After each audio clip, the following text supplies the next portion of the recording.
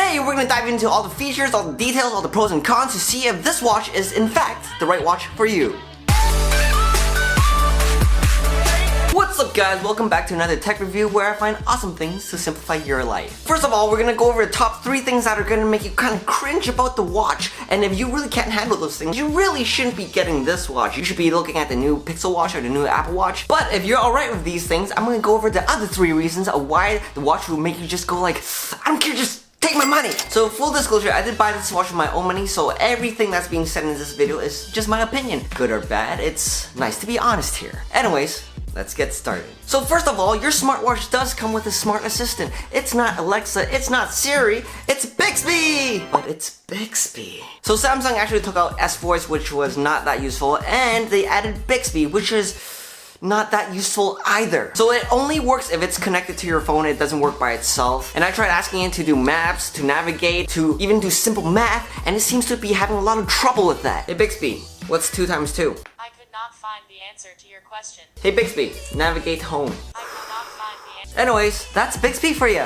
And like most things on the Samsung platform, you really gotta just trust Samsung to upgrade their systems, their OS, and all that. So you're really betting on Bixby to win here for the long run. So in short, if you use voice commands a lot, Bixby is just not gonna be that useful for you. And if you're not comfortable with that, it's just too bad. The second thing is that you have the Galaxy App Store. There's not many apps right now, there's not many useful apps right now, and if there's useful or decent apps, you have to pay for them. And they're like $1 or $2, but that racks up when you have like 50 plus purchases, which kind of sucks, and they're not even that good. And with the apps, you really have to rely on Samsung's native apps. Those are the ones that are actually good and useful, but you have to wait for Samsung to release more and more apps. And Samsung doesn't even have a native app on their watch for you to control your camera with, so you can take pictures remotely with your watch, which Apple has, which is like a basic feature. What the hell, Samsung? And to be honest, it really just feels like the BlackBerry App Store when it had its own OS system, and we kind of know what happened there.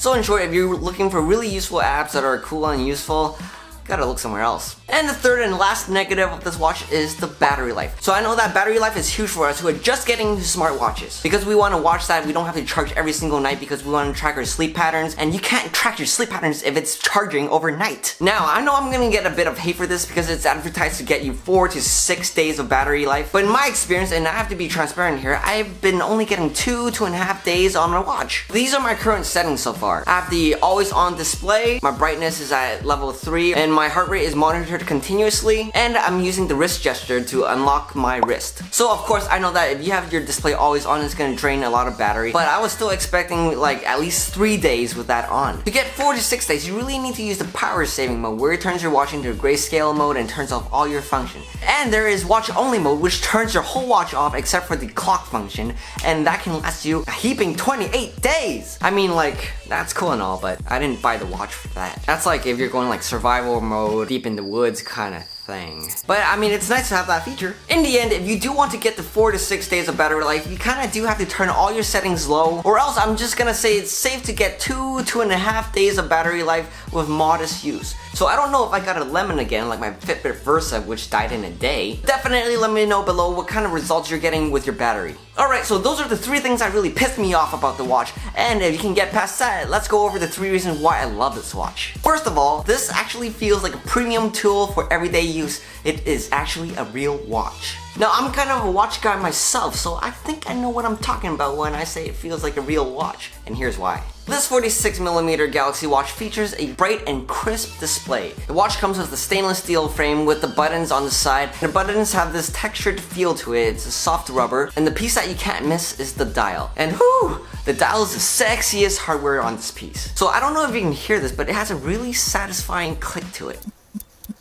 And the dial is actually really useful because you can navigate around your apps, and it's nice because you don't have to touch your screen and get all your little fingerprints on the screen and be all furious wiping it and stuff like that. So this features the always on display, which is awesome because it's always on. I like to see the time when I look at it, not when I have to like flick my wrist to wait for it to turn on like all the other smartwatches out there. It's not like the Apple Watch or Fitbit where you kind of feel like you got a little iTouch on your wrist or a Tamagotchi on your wrist and you gotta just like, nah.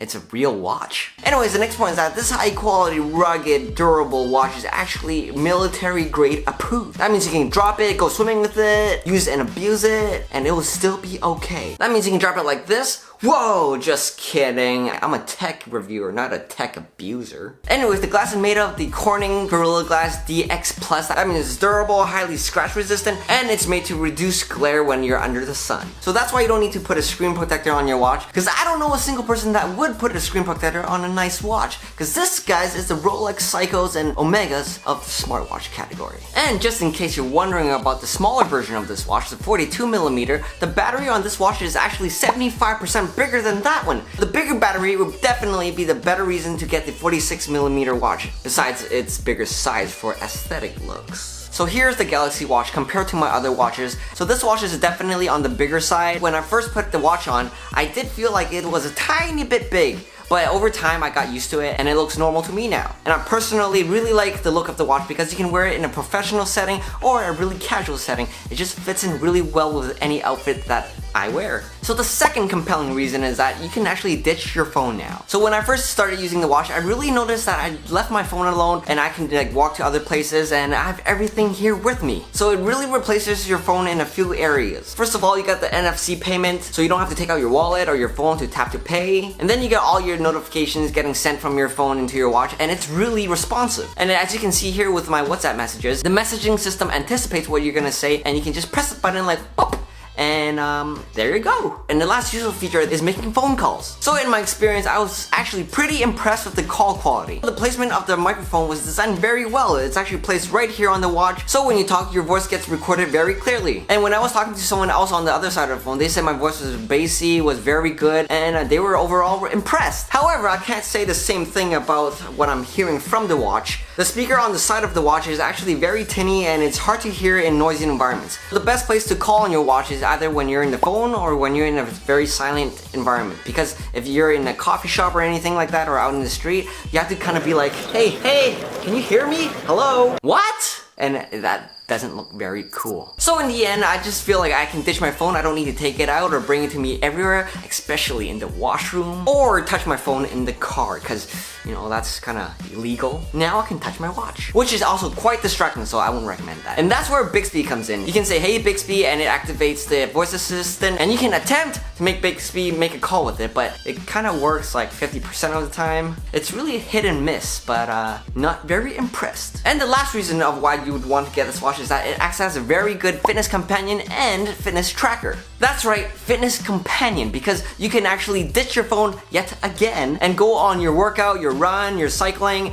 all of that, because this watch has a GPS in it and it has onboard music storage. So you can stream it to your Bluetooth headphones without bringing your phone, and man, running without my phone, I just run a lot faster. And I do have to say that transferring music from your phone to your watch is actually really easy, and I'm quite impressed. Because on the Samsung Gear app, you just press on the music and then you choose which playlist, or just choose the music that you want to sing to, and it will be automatically added onto your watch seamlessly, and I don't have to wait like 2 hours to load it on, unlike the Fitbit. And with the GPS, I've got to say it's really accurate. I ran without my phone and it looks like this, and it's exactly how I remembered where I ran.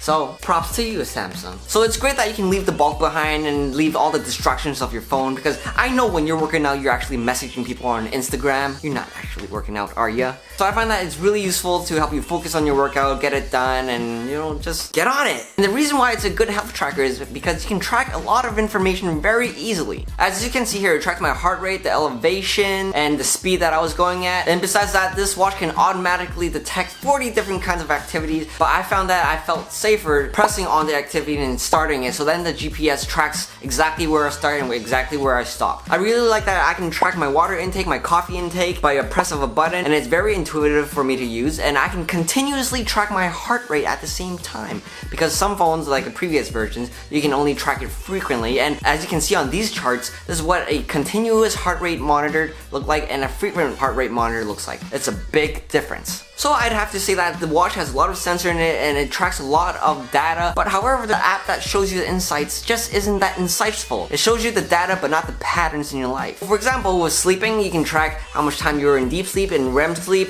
in light sleep, but it doesn't give you the time that you start sleeping and doesn't show it throughout the week. With the Fitbit app, it was very insightful. So at this point, I do like the Fitbit app a lot more, but you know, Samsung is always improving and you just kind of have to wait on Samsung to improve the app. So I do think in this point in time, if you really want to track your fitness and get really useful insights, the Fitbit app and the Fitbit watches would work a lot better. So Samsung, you know what to do. Step up your game. So guys, that's it for now. I hope you enjoyed the video. I hope I covered all the bases and simplified it for you so you know if this is the right watch for you. In the end, if you can handle Bixby, the Galaxy app, and being locked into the Samsung ecosystem, then the Galaxy Watch is something you should look into. Definitely let me know below if the 3 reasons were enough to deter you from the watch, or if I'm just kind of picky. So I'll be making more videos about the watch. Keep your eyes open. So that's it for now. Smash the like button if you liked the video or if it helped you in any way. Hit the subscribe button to see my upcoming videos and turn on the notification. And we'll see you next time.